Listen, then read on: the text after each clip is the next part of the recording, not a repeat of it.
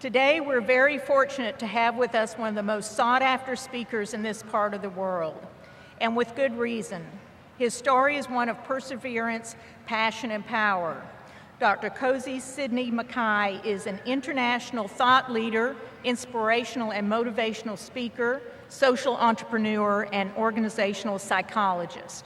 He is CEO of Cozy Makai Worldwide, a solution studio focused on helping people live unapologetically through their strengths. Dr. Makai was born in Zambia and raised on a farm until he was 19. At the age of 19, he left a flourishing professional and all-nation basketball career to focus on his education in the United States. He finished his bachelor's in communication and psychology in 3.5 years from Sam Houston State University, his master's in leadership and influence in just 8 months from Jones International University, and his doctorate in applied management and decision sciences in only 18 months from Walden University, taking 5.6 years to complete what usually takes 14 years and earning the newspaper headline, Success the Makai Way. He is the author of 5 books, a part-time professor at Lone Star College, Montgomery, and a passionate educator and learner. He is the last of 9 children with siblings living all over the world, from Africa to Belgium to Thailand. Dr. Makai and his wife, Tabitha, live in Houston. Please help me welcome Dr. Cozy Makai.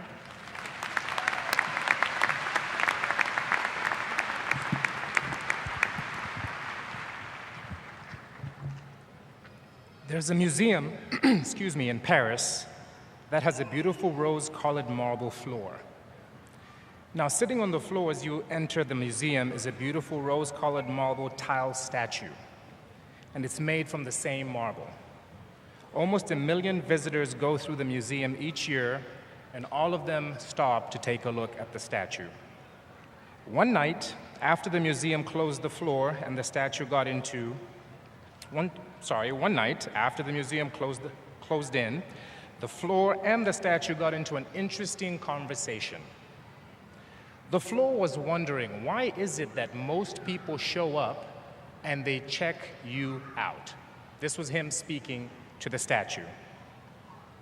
It says, we're no different, we were cut from the same quarry, and we're also cut from the same stone. The statue replied, yes, we both came from the same quarry, and we were cut from the same stone, but I allowed others to touch, shape, and sculpt me into something better. You did not allow others to bring their wisdom and influence to make you more than a slab of marble. You chose to go it alone and remain a marble slab. Before me are people who've chosen to be more than just a marble slab. Each of you made a decision to become so much more and so much better than you could possibly imagine or dream. The people around you, the faculty behind you, and all these family members, they're here today to celebrate you because you made a decision to become more than what you were before. There's an interesting quote by Porsche. It says, greatness comes from pitting you against you until the best version of you emerges. Every day you have done something to try to improve yourself, to become better at who you are. And we are so grateful that you're joining us today because the only thing that matters right now is you. This is your one time to say it is all about me. I'm going to spend a few minutes just to talk to you. There's 15 thoughts I would like to share with you. 15. They're going to go by very quickly. But before I get there, I think it's important for us to recognize that there's a thread upon which every single one of these words tends to sit on, and that's humor. You know, most people tend to take themselves a little too seriously. Just a little bit. What we need to do as we go into this new and bright and wonderful world that's in front of us is we need to take a little humor with us and recognize that there's a little bit of irony in everything that we do.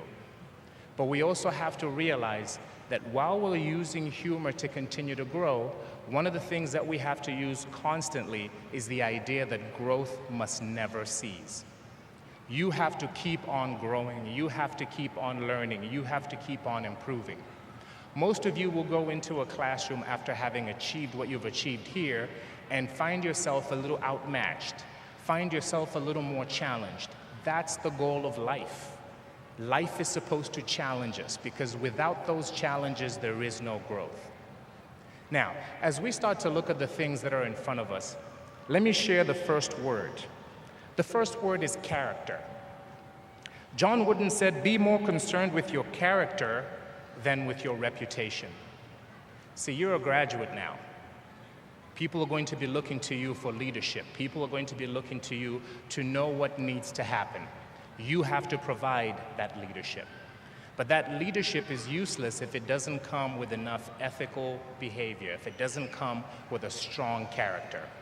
And this institution has done its best to give you all the tools to be successful, but you have to now mingle and mix it with your character and take it forward. Our next word is opportunity. Douglas MacArthur said there is no security in this life, just opportunity. You know, I was a student just like you, not that long ago, but I was a student just like you sitting. See, they're laughing at me, these guys up here. I graduated in 2001 with my associate's degree. And at some point I thought, you know what, this is great, there's nothing more for me to do. But I had people on my campus that constantly reminded me that this was just the beginning. It's my turn now to remind you, this is just the beginning. You know, some people have given me so many opportunities. It's amazing that on my college campus, my speaking career was launched. I was asked to speak to about 100 students who were considering coming to our college, and they said, you know what, I was working in admissions, why don't you speak to these students and tell them about your experience so far? I said, sure, but there was a catch. My boss said to me, don't clock out.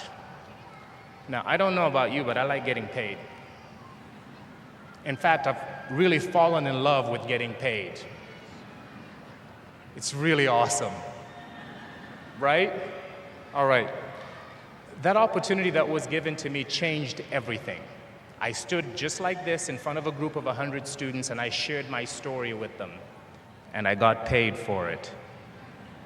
And then I figured that there had to be a way for this to happen all the time. And that one opportunity led to where I am today. See, most people don't think a community college is where dreams really start or happen, but they would be wrong, because I'm a living example of what dreams tend to come true from a community college.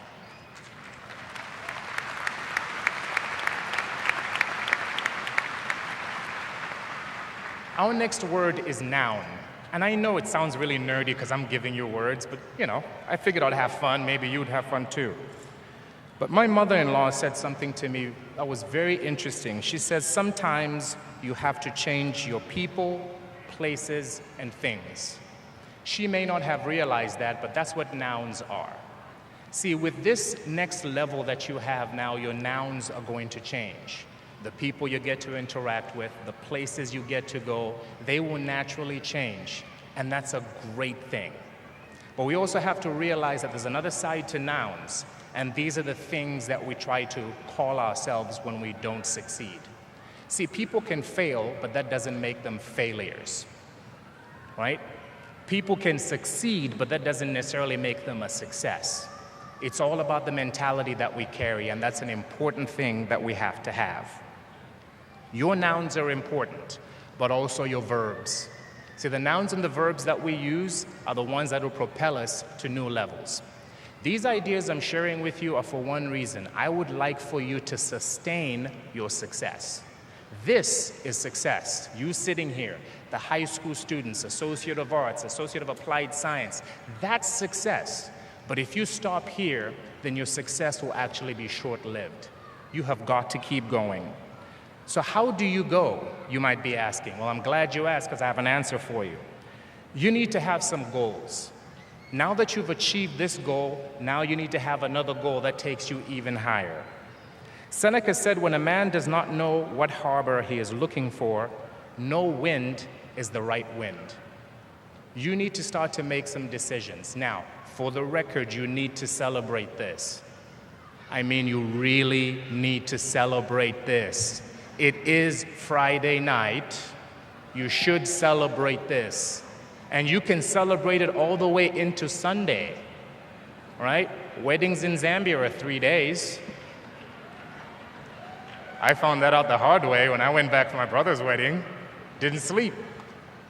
Celebrate this. It's important for you to celebrate this, but now you have to take it to the next level. What is your next goal? Our next word is responsibility.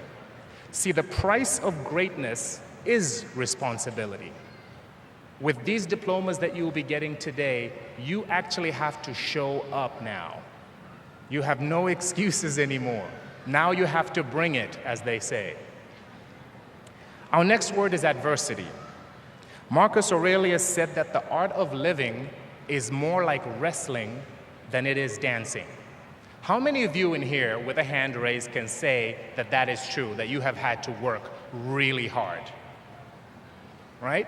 And if you look around at all the people here and all the people out there, you will notice we have that one commonality. We all have to hustle. But here's the thing. Every challenge that comes towards us is an opportunity for us to overcome it. It's an opportunity for us to grow. It's an opportunity for us to become. And if you noticed, we are called human beings, right? We're humans becoming. Constantly work hard towards becoming more of the human being that you were meant to be. Our next word is team. There's an interesting Zambian proverb that says, when you run alone, you run fast. But when you run together, you run far. How many of you in this room have ran far because your family supported you? Your faculty supported you. Your friends supported you. Those are the people that you should show appreciation to. Now, you heard it in my bio that one of the things I'm crazy about is the word unapologetic. And the reason I like that word is because there's no better version, or there's no better person, to be me than me. That role is already taken. There's no one that can be you better than you. That means you have to be unapologetic about who you are. You have to be happy about who you are. And you have to relax about who you are.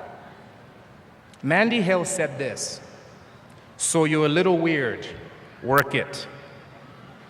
A little different, own it.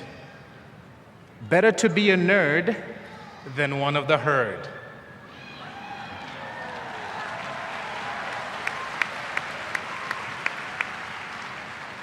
Let's have a little bit of fun. Not that I'm not having fun yet. But it's interesting the things that people say to you. And I don't know whether anybody on the platform has experienced this, but I'm a doctor. Now, some people have said, whatever, you're not a real doctor. And so the first time somebody said that to me, I wasn't sure what that meant. They said, well, you can't write me no script. Now, I've picked up the American accent, but not that well, so I looked at them and said, yeah, I can write you a script. It's not my problem if you can't fill it. Booyah. You know, I love Texas, by the way. I know. It's, people have asked me, well, why do you live in Texas? I'm like, because Texas is the only place where apparently you can see with another person's eyes. Let me explain to you. I'm sure you've heard this one. Somebody says to you, at least they said it to me the first time, I was very confused. They're like, I seen it with my own eyes. I'm like, can you see it with somebody else's? I love Texas, right? I also love the fact, like I told the 1 p.m. graduation, I said, you know, one of the lines I like is this very simple line, because you can answer questions, you can just make things up and use it. You just have to tell people, I tell you what. And you want to get fancy, you can be like me. I try to jazz it. I'm like, shoot, I tell you what. It's awesome. And you ever notice how people do certain things sometimes, right? When they want to tell you something to do, but they don't really want to tell you, what do they say? I'm just saying. And you ever notice how everyone raises their hands like, I'm just saying, man, I'm just saying, right? Because you don't want Uncle Joey to come back for Thanksgiving. I love you, Uncle Joey, I'm just saying. Our next word is leader. A man who wants to lead the orchestra must turn his back on the crowd. I am asking you to be leaders. I am imploring you to be leaders. Heck, I am begging you to be leaders. Just because you're a leader doesn't necessarily mean you have to be in a leadership position, because positions don't make you a leader. It's the things that you actually do. You have to become the example that other people can follow. You have young sisters, you have nieces and nephews and so on that are looking on you right now thinking, I want to be him one day. That's your opportunity. Our next word is attitude, and trust me, I am almost done. Any fact facing us is not as important as our attitude towards it, for that determines our success or failure. Dr. Norman Vincent Peale. You know, you and I have to have the right attitude because things will go wrong. How many of you know what I'm talking about? Oh yeah, I tell you what. Things will go wrong, right? It's not about when, and it's not about if the storm it will come, it's about when it'll come. You and I have to be prepared, and the best preparation we can have is the right attitude. Our next word is teachable.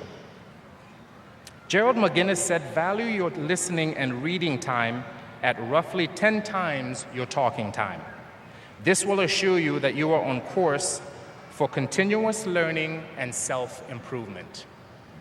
I know right now you feel like you've arrived, but you've only arrived at your first destination. You now have to take it to another level. So please stay teachable. Our next word is initiative. Some of us had to take initiative to be here, right? How many of you created your own scholarship fund to go to school? That's what I'm talking about. I like that. I remember one lady said to me when I walked into her office years ago, she said, so you're telling me to just give you the money? I said, no ma'am, I'm asking you to invest in me. And you know what? I think she would be proud today. You and I have to take the initiative when it comes to our education and our future. 2 more steps and then we are done. Obstacles is another word that comes close to mind. Obstacles are those frightful things you see when you take your eyes off the goal. See, I don't have time to focus on the obstacles because I'm so focused on what I need to get accomplished. Please keep your eyes on the most important things. My favorite quote is by H. Jackson Brown. He says, in the confrontation between the rock and the stream always wins. Not through strength, but by perseverance. Stay steady. Service is our last word, and I'll tell you why I put it at the end.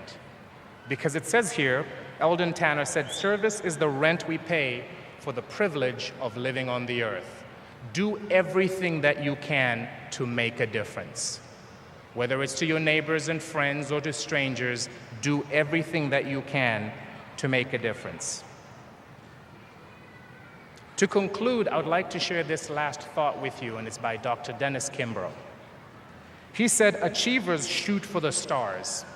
If they miss, they come down with stardust all around them. Turn to the person to your left and brush off the stardust off their shoulder. Congratulations.